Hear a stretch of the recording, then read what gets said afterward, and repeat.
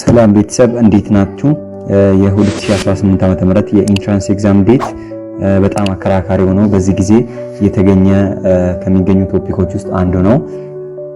በጣም ተማሪዎቹ ግንቦት 3 ነው ሰኔ 22 ነው የምንፈተነው ብሎ በጣም ብዙ ተማሪዎቹ ኮንፊዝ እየሆኑ ይገኛሉ ማለት ነው።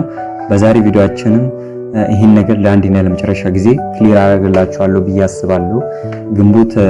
ግንቦት 3ም ሆነ ሰኔ 22ም ሆነ ምን ማድረግ እንዳለባችሁ ኢን ዲቴል በዛሬ ቪዲዮአችን እንመለከታለን።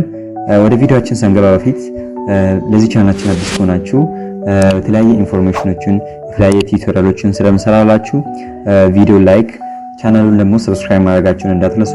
በተጨማሪ ደግሞ ይጠቅማል ለምትሉት ጓደኛችሁ ሼር ማድረጋችሁን እንዳትረሱ ማለት ነው። ዳይሬክትሊ ወደ ጉዳያችን እንገባለን። የ2018 ዓ.ም የኢንትራንስ ኤግዛም አከራካሪ የሆነበት ምክንያት ምን መሰላችሁ? አንደኛ ታዋቂ ነው፣ እሱም የምርጫ ነው ማለት ነው። ሀገራዊ ምርጫ።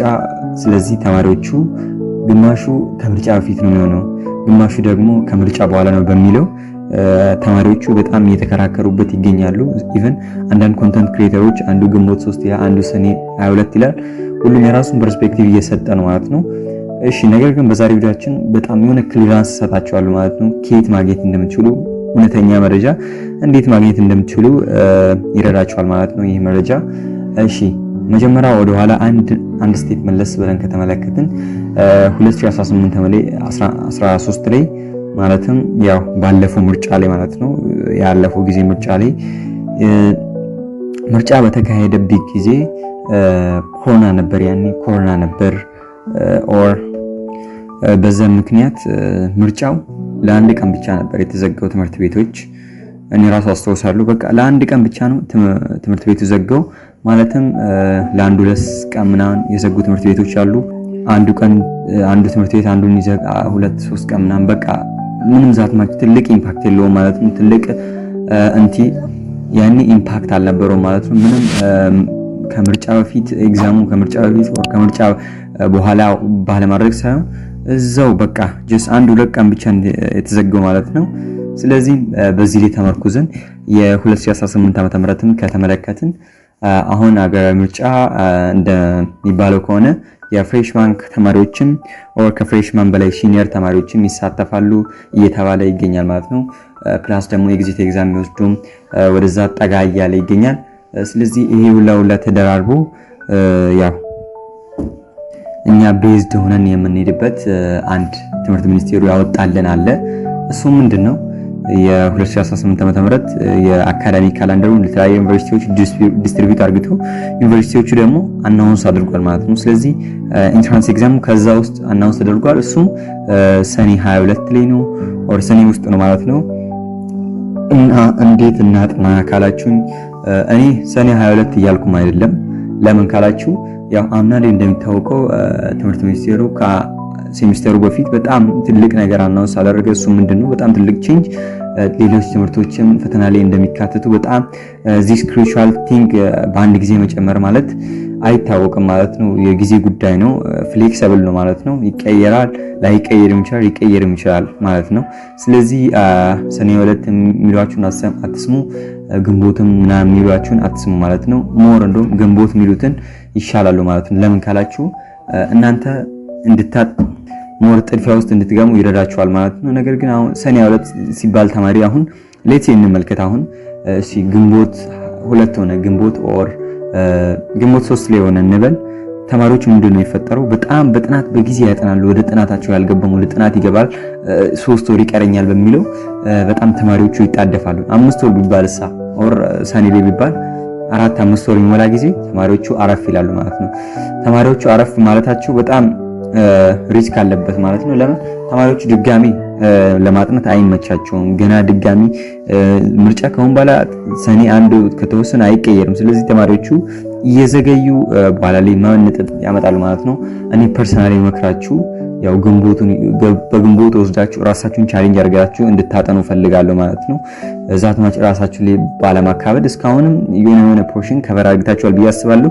እስካሁን ኢቭን ላልጀመረ ተማሪ ራሱ ግንቦት ላይ ቢወስድ ይሻላል ማለት ነው። እዛ ሰኔ ላይ ብሎ ኢቭን ግንቦት ላይ ባይሆን ራሱ እኮ በጣም አንድ ወር ሪቫይዝ ተደርጋላችሁ።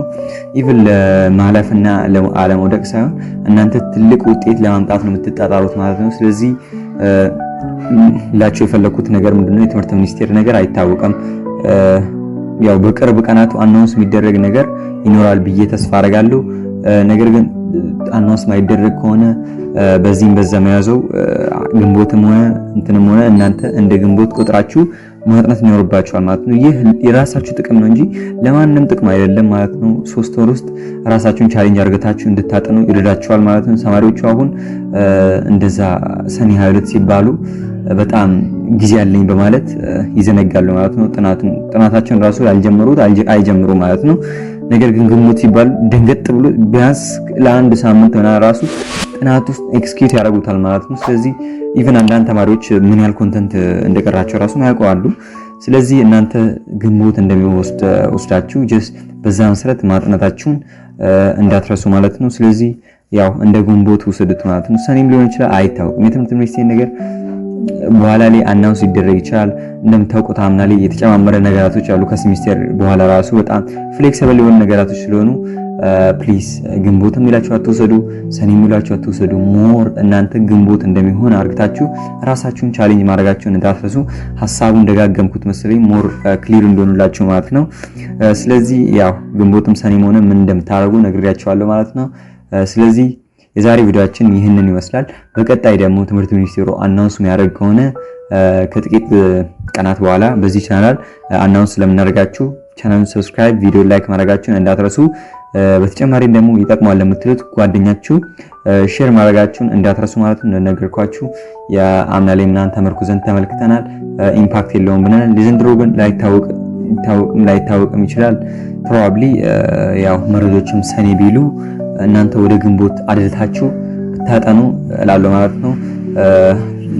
ለሁሉም መዘጋጀት ክፉ አይደለም፣ አሪፍ ነው። ስለዚህ አንድ ተማሪ ያው ፈተና አጠና ብቻ ሞር ፈተና ስላጠና ብቻ ለፈተናው ብቁ አይደለም። የሚፈጠር ነገር አይታወቅም። ሲንስ we are human being የሰው ልጆች ስለሆነ ነገ ነገር ይፈጠር የፈተና አካባቢ ላይ ራሱ የሆነ ነገር ይፈጠር መቋቋም ማንችል ፍጥረትን ስለሆነ ስለዚህ እንደዚህ እንድታስቡ ፈልጋለሁ። ያው ሐሳቡን ሞር ደጋገምኩት መሰለኝ።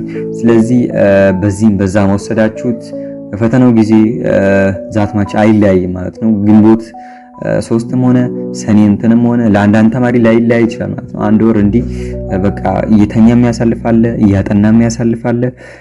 ሞስት ፕሮባብሊ ተማሪዎቹ አሁን ግንቦት 3 የሚባሉ የሚነቃቁ ስለሚመስለኝ እኔ ሞስት ፕሮባብሊ ግንቦት 3ን ወስዳለሁ ማለት ነው። ባይሆንም አንዳንድ መረጃዎችም ሰኔ እንደሚሆን ቢያሳዩም ነገር ግን እናንተ እስኪ ግንቦት እስካሁን ምን እየሰራችሁ ነበር የሚለው ራሱ ግራ ያጋባል ማለት ነው።